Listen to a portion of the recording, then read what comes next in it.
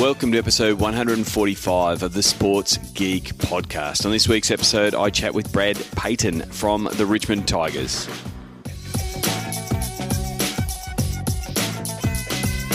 Welcome to the Sports Geek podcast, the podcast built for sports digital and sports business professionals. And now, here's your host, currently holding his phone up to get a better signal, Sean Callanan. Thanks, DJ Joel. My name is Sean Callanan, and you are listening to the Sports Geek podcast. You might be doing that on our website, Sports Geek HQ, or you might be doing it on your favourite podcast platform.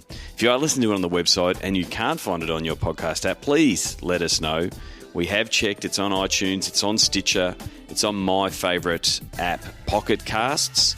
It's not on SoundCloud anymore because I don't think SoundCloud will be around for much longer. That's just my opinion. I don't think they're doing the right thing. But yeah, let me know. I did do some extra work to make sure it's available on Windows phones because there are some people out there using Windows phones. So yeah, let me know. Sean Callanan on Twitter, on SportsBiz, Slack community, also on LinkedIn. Please reach out, even if you want to use the old-fashioned method of email. Sean@sportsgeekhq.com. Very happy to catch up with Brad Paton at the Richmond Football Club, not far from my office now. Office has moved, now based in Richmond, not too far away from the MCG. So it was a short walk across to Punt Road to talk to Brad. And a bit of a theme of a couple of previous episodes recently, Brad has a long history in the world of sports digital, especially definitely here in Australia. Where the AFL and the origin story, I guess, of the AFL club websites, and he was heavily involved with the Essendon Football Club. That was one of the clubs that went and did their own thing for a long time outside of the club network. So it's good to talk to him about his role in that work early on, and then what his career has been since then, bouncing around in some sports technology firms and some agencies, and then coming back into the fold at Richmond, into Clubland, as we call it over here in Australia, working on the team side and working with such a big, passionate fan base that the Richmond Tigers do have. So here is my chat with Brad Paton, the head of digital for the Richmond Football Club.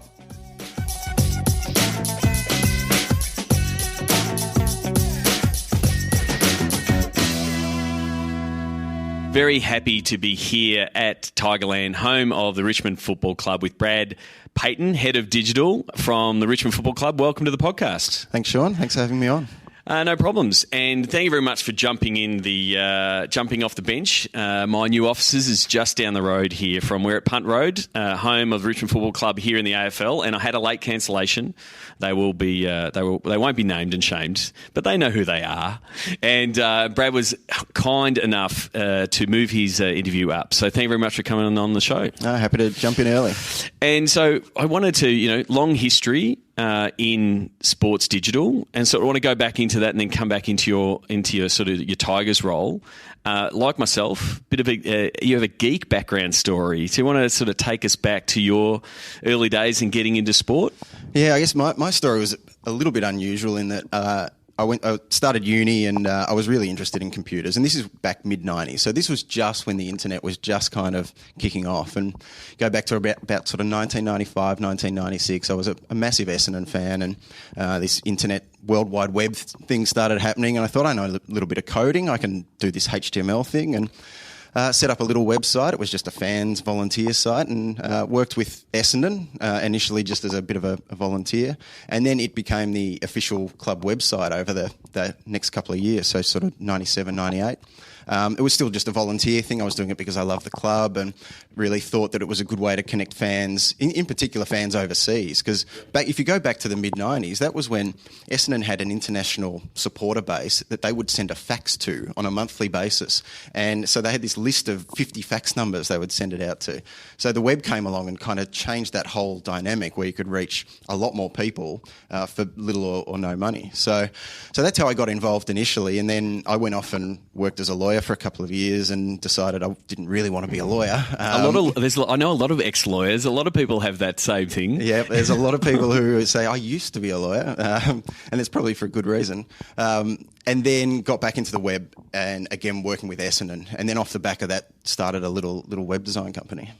And, that was very much in that .com boom, sort of websites starting to become a thing. And also it was in a time from an AFL sort of digital rights perspective, it was a bit of wild, wild west. And Essendon was sort of out in their own and doing, one of these kids doing their own thing. And that was Essendon, doing their own thing where everyone else was sort of under the umbrella. Yeah, it was an interesting time because at the time Peter Jackson was the CEO of Essendon. He's now CEO at Melbourne. And he was very bullish on the internet. He could see the main thing for him was how they could grow their database, the database of fans. And he could see by having control of all the website properties that it was that pipeline into the business. So when a lot of the clubs were doing deals and then ultimately joining the AFL network, Peter really kicked up a bit of a stink and said, we're not joining, we want to stay on our own. And it did stay like that for quite a number of years. In fact, it held out until after Peter left, and then Ian Robson came in as CEO from Hawthorn, and he said, why aren't we part of the network? And then it kind of eventually happened. So eventually happened, and so that sort of wrapped up a bit of your that migration, wrapped up a bit of your time, and you sort of left what we would term over here in Australia as clubland. Where did you go after that? Yeah, so I had my little web design company doing mainly the work for Essendon, but a few other clients as well. And then I started working for what was back then IMG Sports Technology Group, which is now Sports Technology Group. Yep. Sort of a joint venture. They merged with Sporting Pulse recently. So I worked with them for a few years, and then I actually sort of left the sports area almost altogether just to join digital agency land, and worked for a company called Reactive, who recently got acquired by Accenture, who seem to be buying up all the agencies these days. And that was an interesting perspective, having worked with a lot of different sports and in that sports environment, and then working for clients like ANZ and Nissan and different kind of clients that weren't in that traditional sports area. And it would have been a completely different brief, completely different pressures. In some instances, completely different budgets when you're working on brand side, as opposed to the pulling of strings together and sticky tape that sometimes happens in the sports environment and limited budget and limited resources.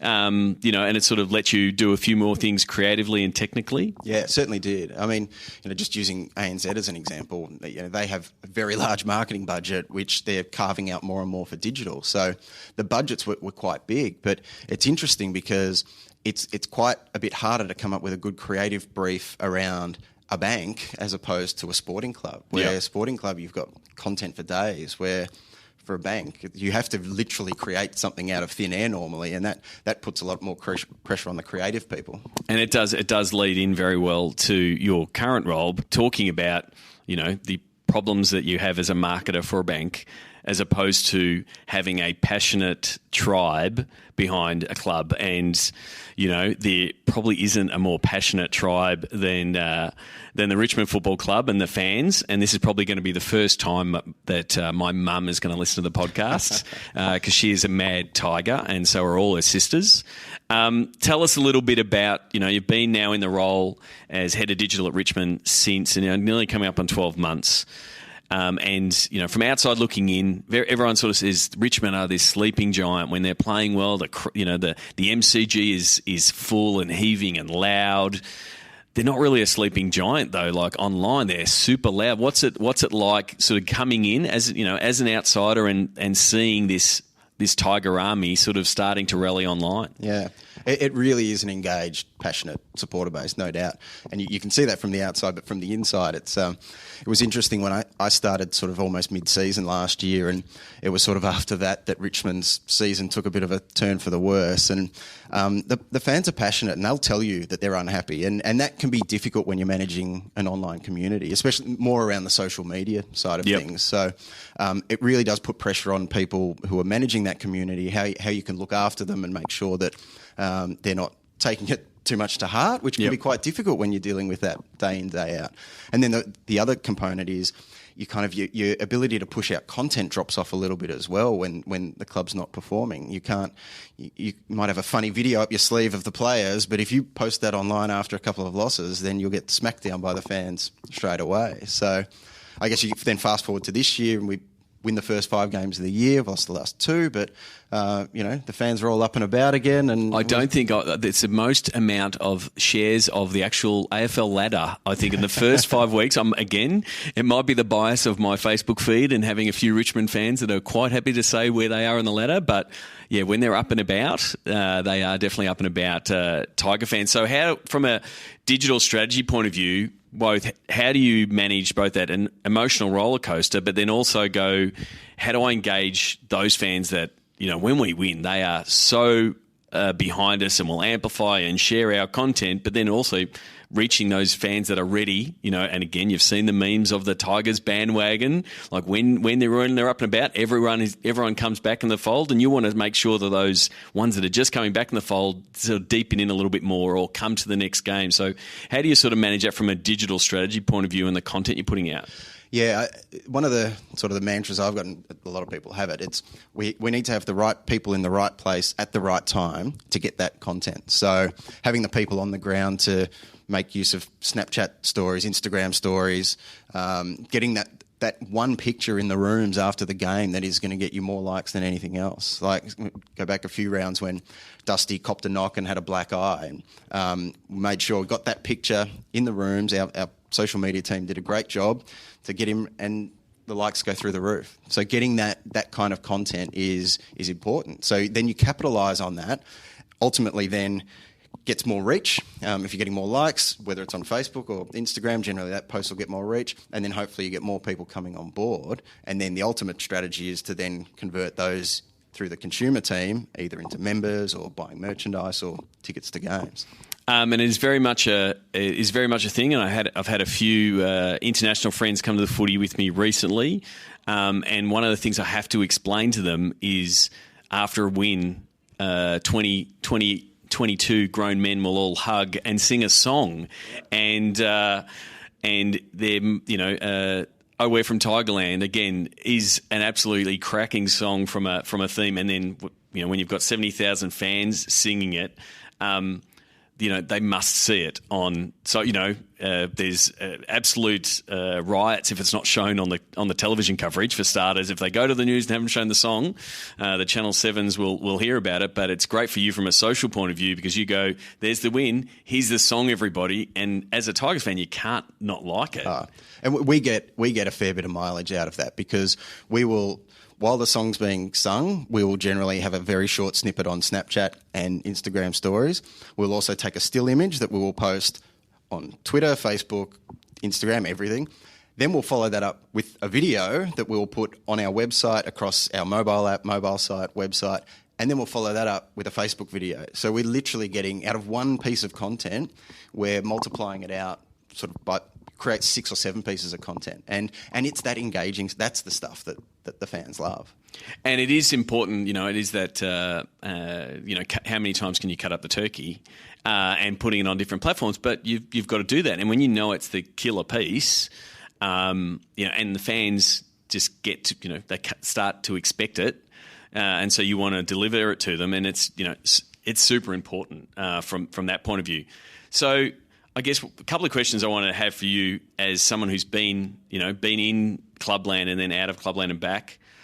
6 years is roughly sort of your time between Essendon and Richmond. I know, you worked in the sports space with Sports TG and some stuff with Reactive. But what's been some of the things you've come back into Clubland and saying, this is different, or what have been some of the lessons sort of coming back in? Yeah, well, I guess in that time, there's probably the two standouts are scale. So now, if I go back 10 years when doing the Essendon stuff, then that was sort of towards the end of my time with Essendon. It was really just 2 of us who were doing most of the digital work. And now my team is, depending on how you cut it up, because there's a few people who have shared roles, it's sort of 6 or 7 headcount. And we do, in the content production side, video production, it's not just the pure football stuff, because we help support the rest of the business. Richmond's got a fairly diverse business now in terms of a health and fitness arm and an education piece with Swinburne University. So we help support them by creating videos in-house that they would have had to externally source, which would have cost more money. So I think scale is one thing. And the second thing is obviously just the impact of social media, and in particular the juggernaut that is Facebook. Yeah. And it's almost a little bit scary, the power that Facebook has now in terms of the amount of referral traffic and how much we rely on that to reach people. So it's good because it allows us to reach people, but it's their dominance is a little bit frightening at times. It is a little bit, but it definitely is the fact that you've now got a fully fledged media team.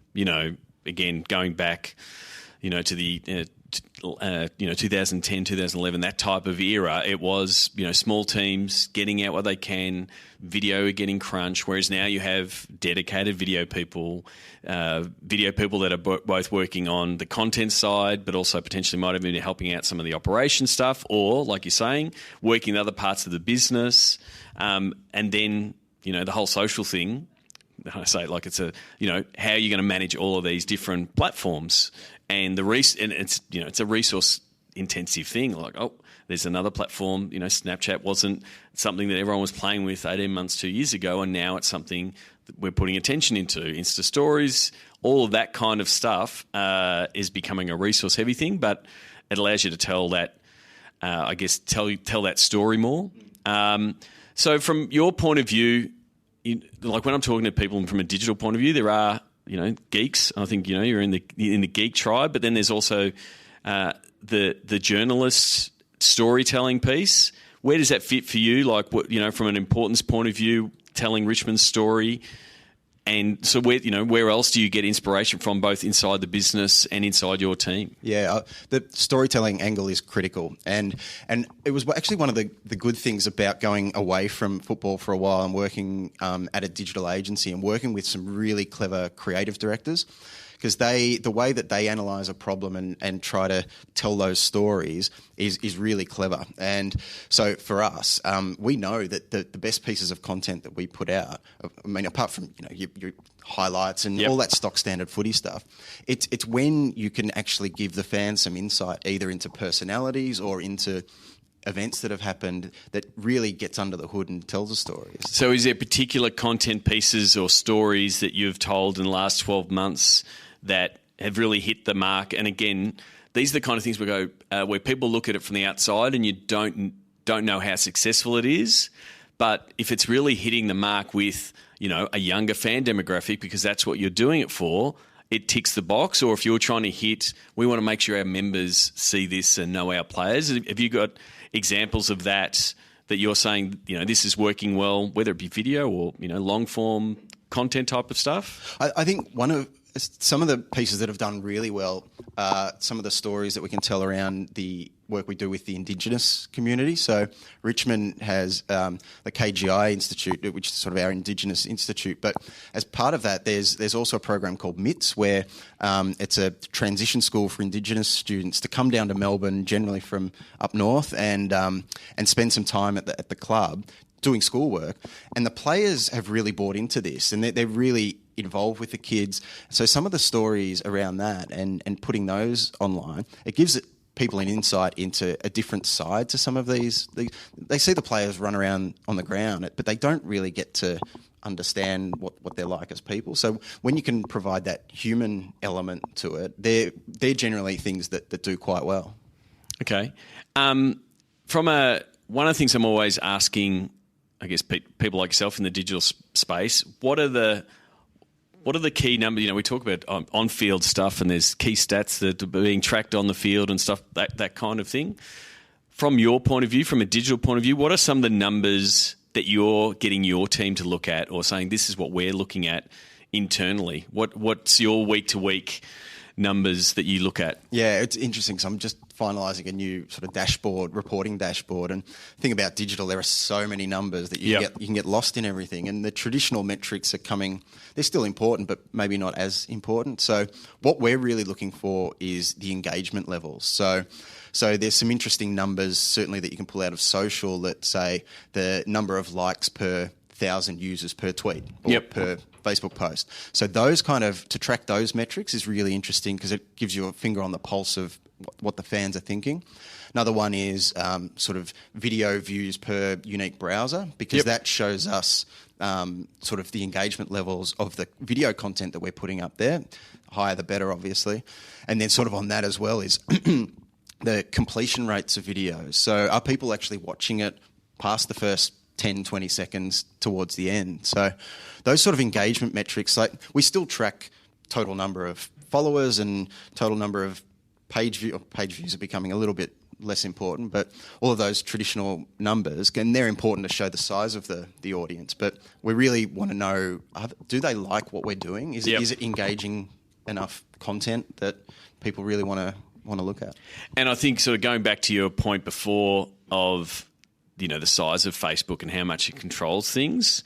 Sometimes some of those numbers, if they are Facebook's numbers, it can be really disheartening if they make a switch to their algorithm and say, "Oh, that stuff that's not happening anymore." Talking to a few teams, they're seeing their web traffic, drop as an overall thing. Why? Well, because probably they're consuming more content on Facebook. They're getting their fill potentially of videos and that on Facebook, so people aren't going. And then the other part is, where I do struggle with, what do you say what the engagement rate is? Because the bigger you are, potentially the worse your engagement rate is, and it's counterintuitive to go, let's grow our audience. So there's I think it is something that you say, as a benchmark, you can see things are going, but also have that knowledge that, if a twist gets made or a tweet gets made to say Facebook, that those numbers may fall off a cliff in some instances. Yeah, so it happens all the time, that Facebook changed the algorithm and your reach you might put out exactly the same type of post one week to the next week, and the reach will go down by 50%. And, the cynics in us will say that's because they want us to pay for the advertising space on Facebook. But, they use a whole bunch of different things to go into that. But then the other part of it is, how do you communicate that knowledge and how that's important sort of up the chain, up the executives? If they go, "Hey, Brad, what's happened? Our videos have dropped, or our traffic is dropped. Well, why is it up? Why can't every video be like that?" How are you what are the conversations you're having to say, well, this is why, this is where our numbers, how are you communicating that both, across the organisation, but then, up and down, so people have an idea of what you're doing? Yeah, I think that's where it's important to have, it's all well and good to have your reporting dashboards, but to have annotated insights is the more critical part, to say, well, why did a certain thing change or happen? And we're pretty lucky here. We've got a really engaged, Brendan Gale, the CEO, is really engaged when it comes to digital, so he understands that. And I think our board is reasonably good as well. In particular, a couple of recent appointees who have got backgrounds with digital, so they kind of do understand the vagaries of some of these numbers. But you certainly do need to be when I look at data, it's all well and good to have that data, but unless you're drawing out some of those insights, then it's not really that useful. And that's why for me, for some of it, I do drill in on, yes, the big numbers are great. Here's our like numbers and here's our total engagement, and that's great. But if you're and it's different for everybody. If someone says we want to have more people at our games, how do we start measuring that? Or we want to engage a certain demographic, how do we measure that? And one of the easiest ones when you're working with your video guys is to take them behind the scenes and see what the audiences that Facebook can build. Like here's who's seen it for 3 seconds, here's who's seen it for 10 seconds, here's who's seen it for 95%. And getting them that visibility of seeing it, knowing what that number is, but then going a little bit further and driving in and going, what age group is in that demographic? And testing the assumptions of, I've produced this video for young kids, or I've produced it for. This is a looking back historical one. I expect the older Tiger fans to be watching it.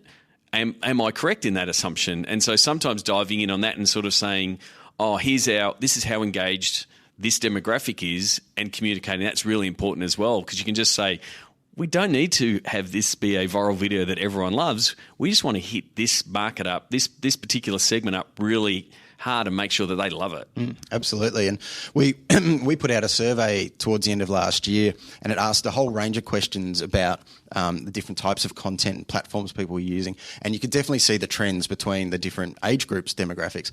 And what was important for us, for example, this year, again, non-traditional football, but for the educational piece I was talking about before, they were targeting 17 to 21-year-olds who were just leaving school, wanting to work out what course they were going to go into.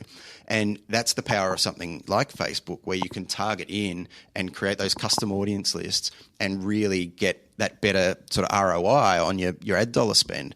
And it's kind of hard for any other advertising platform to compete with that when you can drill down so granular into the target people that you want to get on board. Yeah, and I think having that sort of having a bit of data focus and knowledge in your digital team to go, well, you guys need to know this. Like nothing. As a bit of a motivator, I always show digital teams to say, hey guys, look at this. This is what the membership base looks like. And they're like, oh yeah, that looks right. They're about that age, and yeah, we're 8. This is what the profile. Yeah, that looks right. And then you say, oh, these are the fans that are going to your site. Oh, hang on, that's not the same. These are the fans that are paying members of your club that like you on Facebook. Right? Hang on, where did those guys go? And it's like, oh, and they get really offended. Like, they're members, they say they follow a club. Why aren't they liking us? And it's like, well, that's where you start saying, well, if it's that certain demographic, well, we need to make sure we put some content out for them and do something to bring them in. Because, and usually it is that older demographic that they don't even know that you're producing all this content. So it's a bit of, how do we make sure that they do it? And it might be, let's make sure the content we push gets shared more and into those feeds. But it is terribly motivating. Like, the people walk out of the room and go, oh, we've got to go get those, there's new fans out there. So just having that knowledge, at your own team level to go, let's go do a bit of content and see if we can really hit that mark, that section, and sort of go from there. Yeah, absolutely. Recently had a chat with Jen Van Dyke at the Clippers around where digital partnerships work, and really terrific structure that they've done with partnerships and digital reporting to Jen, and having a real digital first sort of approach. How does that the digital partnership sort of piece work at Richmond? Where's your role in that? Because it's still a growing and developing area. How does it work for you guys? Yeah, look, it's a really important part of my role to work really closely with the commercial partnerships team, and that's to work on sort of existing partnerships, and because every single partner now in their contract has some kind of clause around their digital obligations, which is great, because that helps us sort of drive that. We can point to that ROI across the business. So one of my key roles is to work with my team to ensure that we're doing the right types of activities that can flow into a commercial partnership model. And so I'll spend quite a lot of my time looking at numbers, looking at the reporting for a partner to see which campaigns are on track, how they're going, but also then to work across a sort of a cross-discipline team to come up with ideas that we could take to partners and say, we think this is a good content piece for you because it's an authentic integration from a brand perspective. So an easy example of that was Bang & Olufsen recently came on as the AV partner. We've got a podcast, didn't have a commercial partner. So bang, that's a really easy one. Yep. But we also spend time coming up with new ideas, and it's important to also get the buy-in from the players and the coaches around that, because if you're going to use them as talent for some of these content pieces, you want them to be comfortable in doing what they're doing. So ideas that work across the whole business can then, the commercial partnerships team can it makes it an easy sell into the partner because everyone's bought into it. And that's where the conversation with Jen went, but having the digital team have that commercial focus, savviness of, hey, we're producing this, how can we pitch this back to commercial, or how can we pitch this back to one of our partners, is really important, because if it comes from that place, that's great. If it comes from commercial, you also want them to come to you and say, rather than, here's the thing, please produce it, which is the worst way of doing it, or here's the sponsor, they want this kind of stuff, Brad, what have you got? And so it's a bit of, I think the digital teams that are successful and are doing a good job they're building out assets. They're building out something, they're thinking, you can't sell something you can't name. So, building something, saying it's a thing, and then going, hey, look, this is a thing. This, we do this every week. The fans love it. It's a pure fan engagement piece, but we know that they love it. So now we can go back to them, back to a partner and say, would you like to be part of this? Because we are on podcasts, and you did perfectly segue into it. Unintentional, of course. Not of course, but talking about Talking Tigers, I'm a big fan of podcasting, and it's a different form of content, because it's so long form, right? And you get into the ears of your customers for 20, 30 minutes, when every other piece of the internet is getting shorter all the time, right? Videos, no, 15 seconds is too long. We can only do 12. Even though we've killed off Vine, we're still good for 6-second videos, right? How have you found? Because Talking Tigers has been going for a little while now. Yeah. And it's been a consistent club show in the AFL landscape. You've now got a sponsor. How have you found the podcast experience? How has the Tiger Army accepted it? What have been some of your lessons from it? Yeah, it's been interesting coming in. It was going for a number of years before I started, and the way it was set up was it's really as an entertainment podcast. So there's so much hard footy news out there. It's almost saturation point across the whole industry. The fans want some entertainment as well, and this provides an opportunity. So we're lucky in that we've got a guy like Richo, Matthew Richardson, to come in and be the host, and his personality across the whole of AFL is well known. But he gets to talk with Tony Greenberg, who's been around Richmond for, I should know, but it's possibly decades. Yep. But his knowledge around the club is great. And then you've got my digital marketing manager, digital guru, Josh Berryman, who completes the trio. So for them, it provides a platform to be able to take their time and crack some jokes and tell some funny stories. But at the same time, provide the diehard fans with everything that they need. And so I think there's a couple of types of audience. There's the rusted on fans that will listen to it all the time.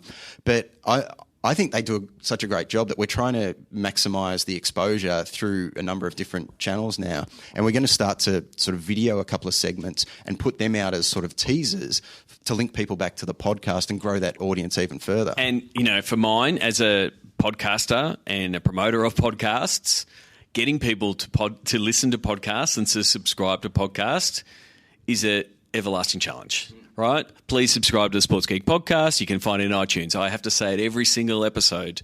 And no one's really solved the discovery part of podcasts. I think the opportunity now is with the Serials of the world, S-Town, with what Bill Simmons has done at The Ringer. Like, more people are getting accustomed to listening to podcasts. So once you start listening to podcasts, you go, this is good. I want to listen to more podcasts. I'm happy with on demand, right? People are getting used to on demand. They understand Netflix and Hulu and Stan and these kind of things. So it's making more sense.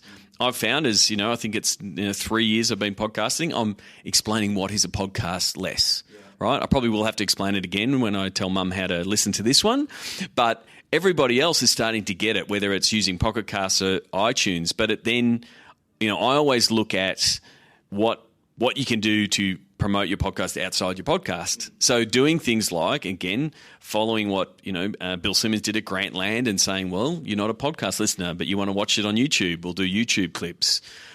Seeing what Bleacher Report and those kind of guys are doing around quotes from presses and stuff like that, and putting them out on Instagram. We've started doing that on Sports Geek and mine, and saying, here's a quote from the podcast. And then you go, I didn't even realise you had Jen on, or Damien from the Cleveland Cavaliers. So it's those kind of things that are really important around promoting a podcast, and it's not just put it out and it'll go. And hope for the best. And yeah. hope for the best. So cross promotion is really important. Like you think, TV networks have been good at it for decades, where one show will cross promote another show. So we're starting to do a bit more of that, and that's a way to tap into that audience that probably don't even know that this particular bit of content's there, or they might look at it and go, "Oh, it's not really for me." If you can give them the highlights, give them the little 10-second snippet, and go, "Oh, that's actually either pretty funny or it's engaging," they might then decide to switch. And it's on. You've got to get a balance too, because if you. Like, I love the idea of saying, "Oh, here's what you missed. Oh, Richo told a great story," but don't tell it. Like, you've got to go listen. Give the teaser. Right? Yeah. You've got to tease it, because if you every week tell them everything that's in there, I don't know if I'm listening, because you're telling me and I quickly read, oh, they're the highlights. And I think the other part is also the format and what you go about, because like in any sport, there's lots of talking heads talking about football or talking about basketball. And, are you going to tune in to find out how, Dusty's hamstring's going, right? Whereas you do want the deeper stories around the club, a little bit of history, find out from Richo that, what's been happening on the track, or, he spoke to Dusty in the coffee shop, that kind of stuff. You want your people leaning in, listening a little bit harder, and it's, becomes your own, pre-game show. I think podcasts are really good in that space where you can say, you're heading to the game, here's the best 20 minutes. And you just put it in and you're all fired up for the game. Yeah. You want to take them into that, feel like you're taking them into the inner sanctum and giving them a little bit of something that they can't get anywhere else. Because as you say, there are a lot of talking heads. And, one of the most popular segments on the podcast is Chief Watch, where Brendan Gale, nicknamed the Chief, they'll make something up. Actually, they don't necessarily make up the stories. They're mostly true, but they embellish them a little bit about something outlandish that Brendan's done in the last week. And, those sort of little regular segments as well help to create a show that is ongoing and people look forward to each week. Yeah. So that's where I like, that's where I think podcasting fits. I think the other place, which I'll be really interested to hear, which should be out soon. The guys at ESPN are going to do a 30 for 30 podcast audio series. And I think, the guys at the Trailblazers have done one called The Trail, where it is that longer storm forward narrative style podcast where we're just going to talk about our logo and the origins of our logo, or we're going to talk about the 1977 season.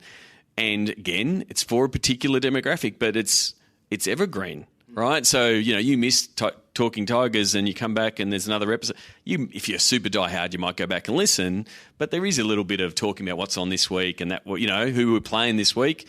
But something that's longer form where you say, we're going to talk to someone about the great Jack Dyer and, some of the best stories. And it's like, well, that's a Jack Dyer. Of course I'm going to listen to that episode. So I think there's an opportunity in that space. I think that, when you listen to guys like Gimlet Media doing things like Startup and those type of narrative, it's just the amount of work to produce them because they're almost the same as a video documentary. That's, I think, our biggest challenge is it does eat out a lot of time every Tuesday for everyone who's involved. So, we've got Gav who does the audio production and then the 3 on-air guys. That's 4 people spending a few hours each on a Tuesday to produce this one show. So you want to maximise that audience because you want to get that return. Yeah, exactly. So and that's where the pub, ticking all the boxes, getting it on the right platforms, telling people to subscribe, the cross promotion piece, and this applies to everything. It's not just podcasting because it is very much like you said before. If people knew about it, they'd listen to it, and so you've got to go. I've got to still promote it. And I think as content producers, you get so focused on, hey, we've got to produce the content, but the marketing of the content and telling people about the content, it's a never-ending thing. You're always got to be telling people, hey, this is really good. Whether it's hey, we just did this great video series, but you've got to come to the site to watch it. So how do we pull them in? Some of that is learning from the BuzzFeeds of the world to the clickbaity headline. We don't do a lot of it, but every now and then there's something that lends itself to it. So for example, probably the best example what we did last year was around trade and draft period, where you make list changes. You don't tell them who you've dropped off the list. You just Richmond made list changes, and it's amazing the amount of clicks that you get through. Yeah, the otherwise known in Melbourne as the Triple M approach to every single article. That's right. But it is, and I do think it is something you use sparingly, because if you That's do right. go You'll annoy, all the time. It'll People, and again, if you go to, and again, it's a tactic, but if you go to any Triple M footy thing, someone goes to the first comment and says, so-and-so got delisted, saved you a click. Yep. Right? So it is something that you've got to be careful for. Last thing I want to do is just pretty much just touch base on what platforms are working for you guys in 2017. We already talked about Facebook being the beast that it is. Where are you finding the other ones, if we're sort of, ranking them, but where are you finding the other platforms, Twitter? How are you finding that from an engagement point of view, the usage, that kind of thing? Is it more, less? Yeah, I mean, Twitter's an interesting one. I mean, a lot's been spoken about Twitter in the last 12 months. Is it dying? What's happening? It's still important for us, but in terms of just the reach and engagement levels, it's probably lowest on the list. Instagram is one of the shining stars. It's again, just growing. Owned by Facebook. But, I look at our reach and engagement numbers on Instagram, and they just continue to grow, and growing at obviously at a faster rate than Facebook.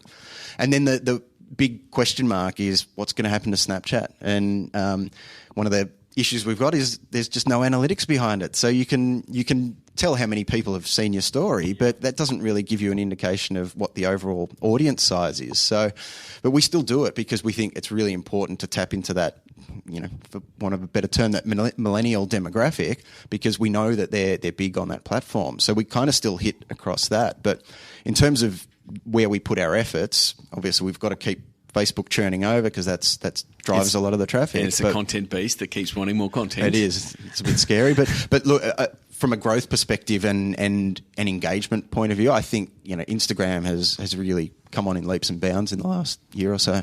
And I think Twitter, I think it doesn't pivot very quickly, and it hasn't ever. But I can see it slowly moving. Like, it is moving towards more of a media company, doing more media deals. We could see them pivot to a certain degree to be Netflixy almost, with the rights that they're trying to garner. I mean, Twitter and sports have always been a marriage where it does make sense, and you do tune in. Especially with the broadcasts, and it is that that secondary commentator. But it's still a matter of where is the next people? What's the next piece of engagement? It's sort of leveled out, and that's where it's at. And it's like, if more video comes about, if it does get more people on, who would have thought 6 months ago that the latest quarterly things that Twitter added more people, more daily actives than Snapchat in the last quarter. Yeah. Right? That's, no one you would never have bet on that. Everyone was, calling for Twitter's death and saying, hey, we're done, Snapchat's this, and this whole, Insta, Facebook, Snapchat copy wars that are currently on, we don't know how they're going to wash out. And I agree with you from a Snapchat point, you've still got to be in that space, because they have been one of the most innovative companies, and they are pushing Facebook to follow that innovation. So you don't know where they're going to be in 18 months. So it's a bit hedging your bets, because there's always been an advantage being early on all of the platforms and understanding them a little bit better. Yeah, absolutely. So want to finish up with the closing five. Do you remember what your first sports event you ever attended was? I would have to think that it would have been an Essendon game, because my parents are both mad Essendon fans. Out at Windy Hill, were you like standing on steel cans, maybe? Yeah, we had the mum and dad had seats on the wing out at Windy Hill for a number of years, and it was a fair trek. We used to be down the peninsula, so it was an hour and a half drive each way. So not too bad if you win, but it's a long way to go. It would if be you a long lose. drive home, but okay. Out at Windy Hill, out in the suburbs then. From a... what's your favourite food at a sports event, or something that has been memorable? Yeah, I'm probably going to be that traditional footy fan and say the meat pie because you grow up on that, and that's I'm impartial to a hot dog as well, but I think the Aussie meat pie. It is. They keep trying to bring in more and more gourmet food, and yet you still end up going to a meat pie with sauce. I must admit, I don't mind the South Melbourne dim sims that they've now got in one of the bars at the MCG now. So. Oh well, I'll have to find out where that is. Yeah. The South in the Melbourne MCC. I'll see. I don't get access to that. I'm out with the riffraff in the Ponsford stand. The first app that you open in the morning is. It's probably pretty boring, but a lot of the time it's actually my email. Check what's coming overnight. But apart from that, it's the other main one would be Facebook. Yep, sort of checking in. Email is normally one. Is there someone that you suggest the Sports Geek podcast listeners should follow, and why? Yeah, it's interesting. I was thinking about this. I follow such a range. I think more it's actually probably the aggregators, sort of like Sports Techie and Sports Geek. These sorts of ones that I can get that quick fix on what articles and things I should be looking at. There are some really good digital strategy people that don't necessarily work in sport that I follow. Can't think of any particular names off the top of my head, but I can send you a note about that. Yeah, that's all right. But and I because we sort of started in the sports digital space at the same time, like this, I'm still following and keeping in touch with a lot of those people early on. And I really do feel, and this is again, problem of Twitter, it's, if you're joining now, you can't find those people. Yeah, there's a lot of noise. So it's really hard to, and they're tweeting less. Yeah. There's not that conversation type of stuff happening. Yeah, I'm tweeting a lot less than I used to. If you look at my Twitter feed. Yeah, but I think that conversation or that sharing, I think that's happening more on LinkedIn now. I think what Microsoft has done, and again, they're just copying Facebook and sort of putting in a bit of an algorithm and sharing, bubbling up content that you like more of that's now happening, and it's pretty much my eyes got open to that when I had so many people say, "Oh, loving your stuff on LinkedIn," and I'm like, that's not where I get my stuff. Like, I get my stuff from other places. But the fact that a lot of people go into LinkedIn as a bit of I'm going through, there's that article. They're in professional news mode. That's where I find it. Yeah. So it is a bit in that space. It's going to be interesting to see if they stuff it up. I see they're heading down the celebrity route. Would you like to follow Michael Jordan? Michael Jordan is not posting on LinkedIn, right? He's not. And, and so it's very much the Twitter model of, chasing the celebrities. I don't know if LinkedIn wants that. I don't think it needs that. No. So anyway, we've done the recap. What is your, Kevin Durant style, what is your social media MVP? Now, this could be either a personal MVP or you can have your Richmond head of digital hat on, or you can name both. What's your social media platform that's the MVP? Oh, man, it is boring, but after all that we've just spoken about, I have to say Facebook, because if Facebook went down tomorrow, we'd probably lose a third of our traffic. So It's quite a scary thought. And considering the ferocity that Zuck is chasing down Snapchat, you don't want to make an enemy of him. Absolutely. and they've got their eyes on the prize for the next 10 years, like where they're going with augmented reality and virtual reality. They're the next step changes. Like, what's next after social media? Well, it's AR and VR. We don't know exactly how that'll play out, but it's starting to get a little bit more mainstream. And it is a good point, because it does lend into, and they're doing, and for mine, it's still a way off, right? We don't know where it is, but what Facebook is doing well, it's giving us enough entrees, 360-degree panoramas that you can take with your phone, live 360 streaming, so you can start, people are doing it on their phone. They're not putting on headsets yet. But it's at least saying, well, this is what the environment's going to be like. And so maybe in 2 or 3 years' time, you'll have a 360-degree camera sitting on the wing and you can pretend that you're sitting on the wing. And they're just starting to condition people to that. And, that's what the Oculus Rift buy was, and that's where they're headed. Yeah. They're clunky at the moment, all the headsets, but they'll get better. Yeah, exactly. Last but not least, where can people find you on the internet if they want to connect and say hello? As I mentioned, I'm not tweeting much these days, but I am Brad_Paton there, and obviously on LinkedIn and all the other various platforms. All right, we will have links to yourself on Twitter and LinkedIn, and obviously also you can send Brad a message on the Sports Biz Slack. You recently joined. Yes, I am there as well. I think there's a few Tigers in there, so we started to sort of, hey, let's have some questions Q&A posts. So when this goes up, if you've got a follow-up question with Brad, jump onto the Sports Biz Slack. But thank you very much for coming on the show, and all the best for the rest of the season. I have to say that because my mum would have said, make sure you say "Go Tigers." Thanks, Sean, for having me, and I would say good luck to Go Pies as well. Oh, this is one of the most awkward conversations ever. That never happens, people, from a rivalry point of view. But yeah, thank you very much for coming on the show, and we'll see you at the MCG sometime soon. Thanks, Sean. Sign up for Sports Geek News at sportsgeekhq.com/sign up now. Thanks again to Brad Paton. You can get him and you can reach him via Twitter, Brad_Paton, Paton. That's exactly his same handle in the Sports Biz Slack community. So please join us in the Sports Biz Slack community. Some really good conversations are happening in there, and people are sharing some great stuff, some good conversations around the media, some digital, and like I said, from a point of view of Brad, I will kick off a little bit of a Q&A in Sports Biz Slack sort of going forward. I thought it worked well in the lead up to the chat with Damien, so I'll prompt and tag Brad in there. If you've got a question of what it's like to be behind the digital of a vast digital army that Richmond have, please reach out to Brad. Brad_Paton, Paton.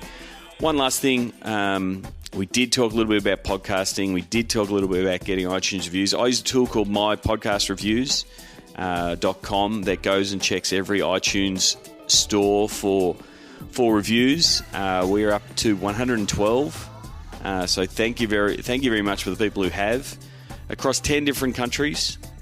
So if you have listened and you are listening in different parts of the world, whether it be the US, the UK, Sweden, Germany, Ireland, New Zealand, Canada, Belgium, Netherlands, thank you very much for listening from those countries. If you haven't left a review, I would super appreciate it. Simply go to sportsgeekhq.itunes. It will direct you straight to the store. I know iTunes don't make it easy, so I do appreciate the time and effort you put in as a note of thanks. Last thing I wanted to sort of do is just a bit of an update on how things are going with Chunky Media. For those of you who don't know, I started Chunky Media with my good friend Steve Vallis, and it is effectively pushing similar services that Sports Geek pushes, but into a wider corporate market. It's very hard to pitch a startup or a large retail group as Sports Geek. They think they actually want someone that can't understand the sports connection. So that's sort of the way it works. I bring the marketing tech side of the equation, and Steve brings the brand and the messaging side of the equation. And one of the things that we have been doing, just sort of to build the Chunky Media brand, is running some digital business events. You can go to digitalbusinessevents.com.au to check it out. We just recently ran our second event this week. It was based on e-commerce, and the idea is we're going to do different panels and different events on different verticals. The first one was on enterprise marketing and how digital is impacting that. Looking at, we had a guest from Optus, we had a guest from Village Roadshow, and we also had a guest from City of Melbourne. This week we had e-commerce with Vino Mofo, an exceptional wine retailer here in Australia. Also Adore Beauty, Kate Morris doing terrific things, and also L'Oreal. So we had some really good events. The reason I'm telling you guys is, one, we're going to continue doing that and expand that, and again over multiple verticals. And so most likely in the next couple of months we will do one, a sports business focused one, where I can do a bit of crossover with the Sports Geek family. So keep an eye out for that. Digitalbusiness.com.au, strictly for Melbourne for now, but we are looking to push those events a little bit broader into Sydney and Brisbane as the year progresses. So please check that out, digitalbusiness.com.au if you haven't. Sign up and check out what. And for me, it's always about learning what other industries are doing, and that's the advantage that I'm getting, and bringing that value back to Sports Geek, both listeners and also clients. If you want to know about e-commerce, go talk to the people that are the pure play, that are going up against big retailers that are fighting for every single dollar. If you can take some of that knowledge across to sport, you'll definitely be selling more merch. So until next episode, stay tuned after the credits. James is going to put in that famous Richmond theme song. As I said with Brad, it's a tradition here in the AFL, Australian rules, where the players will sing the club song at the end of the game. So I know this. I've done this deliberately to make sure that my mum listens to the whole episode. We're going to finish off with the sounds of the game with the Richmond Football Club singing the song with a lot of fervour after a big win. So until next episode, my name is Sean Callanan, and you've been listening to the Sports Geek Podcast. Like the Sports Geek Podcast? Find us on Facebook.com/SportsGeek. Check out which teams work with Sports Geek at SportsGeekHQ.com/clients. Please leave a review on iTunes. Go to SportsGeekHQ.com/iTunes. Thanks for listening to the Sports Geek Podcast.